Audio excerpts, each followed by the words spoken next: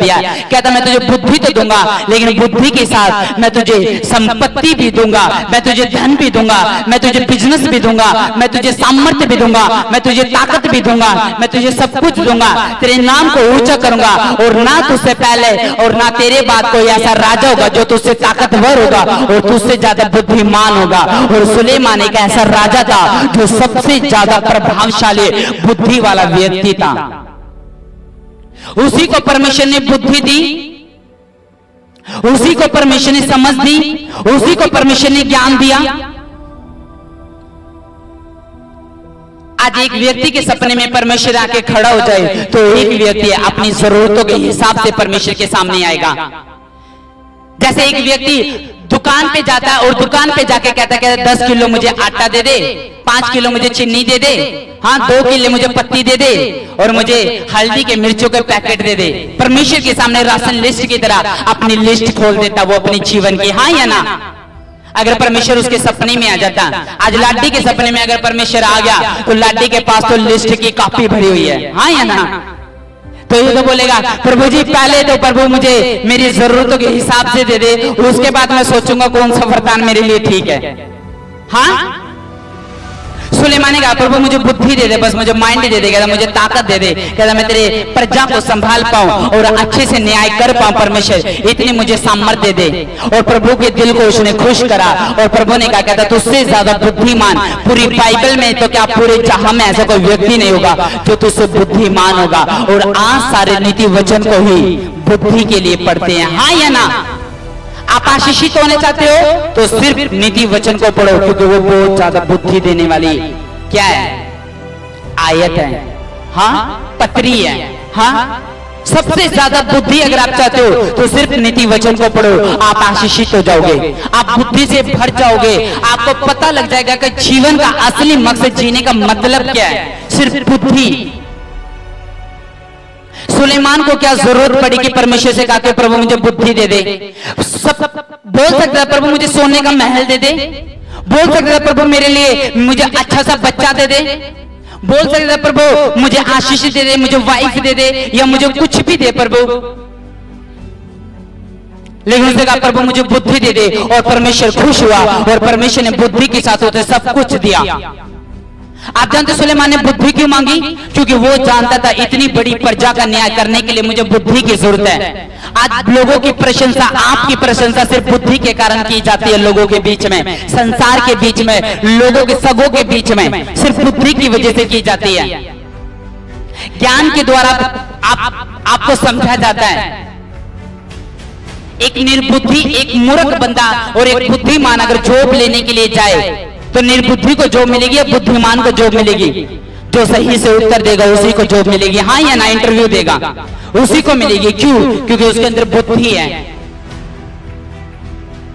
याकूब 1 उसके 5 में क्यों लिखा, यदि तुम में से किसी को बुद्धि की घटी हो, कहता परमेश्वर से मांगे, परमेश्वर बिना उसके पाप गिनाए उसे उदारता से बुद्धि देगा।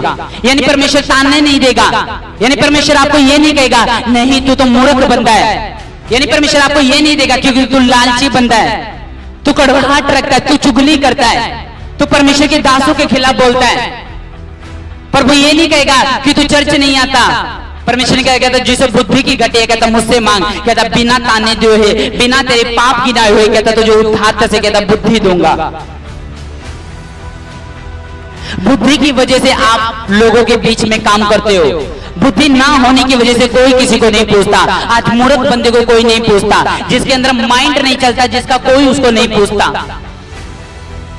आज बुद्धि के द्वारा आप अपने घर को स्थिर करते हो, बुद्धि के द्वारा आप अपने परिवार को, अपने बिजनेस को चला पाते हो, बुद्धि के द्वारा आप जॉब कर पाते हो। सबसे ज्यादा परमेश्वर ने कहा बुद्धि की चाह करो।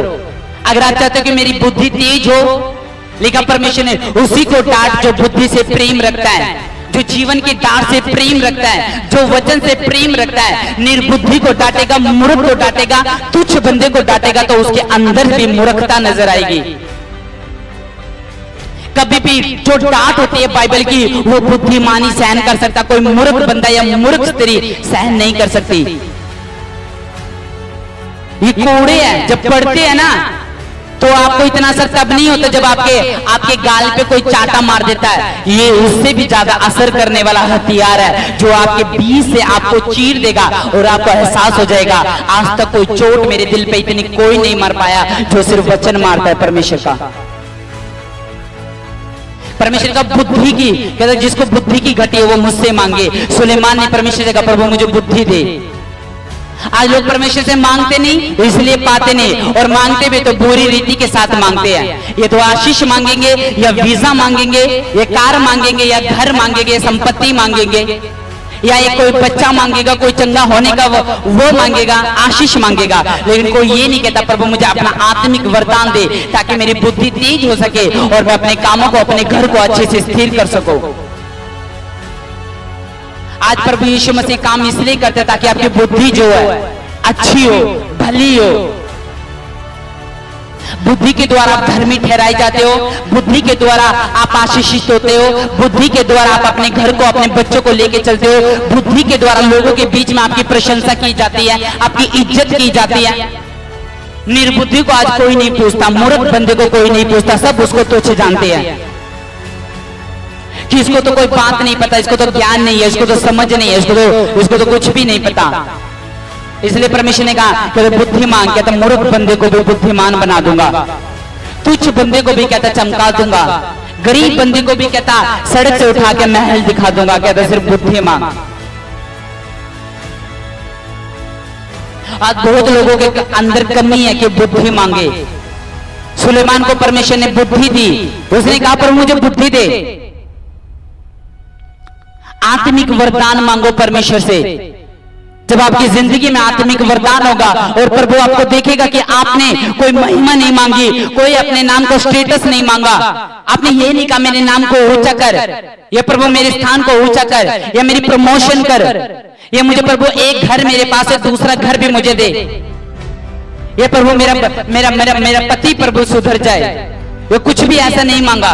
आप वो मांगो जो परमेश्वर को पसंद है। आप जो चाहते हो कि मेरी जिंदगी में उसे वरदान मांगो, खुद ब खुद परमेश्वर आपको उसके साथ बुद्धि के साथ वो चीज भी देगा जो आपकी इच्छा के अनुसार है, जो आपकी जरूरत के अनुसार है।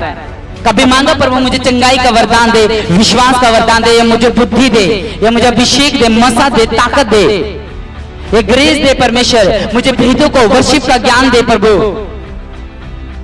आज लोगों को अन्य ज्ञान होता है, संसार का ज्ञान होता है, हर चीज का ज्ञान होता है, लेकिन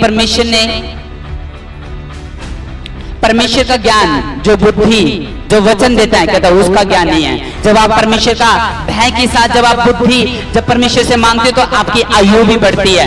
बुद्धि के द्वारा परमेश्वर ने आसमान को बनाया, बुद्धि के द्वारा आप सुरक्षित हो, बुद्धि के द्वारा प्रभु ने आपकी आत्मा को बनाया, बुद्धि के द्वारा परमेश्वर ने पेड़ पौधे बनाए, सूर्य चंद्रमा बनाया, पहाड़ आज अपनी जगह पर स्थिर है, ये बुद्धि के द्वारा परमेश्वर ने बनाया। समुद्र पानी से समुद्र जो है वो बाहर नहीं आता, वो भी परमेश्वर की बुद्धि के द्वारा बनाया गया है। इसलिए परमेश्वर ने कहा बुद्धि मांगो परमेश्वर से। बुद्धि आपको धर्मी बनाती है, बुद्धि आपको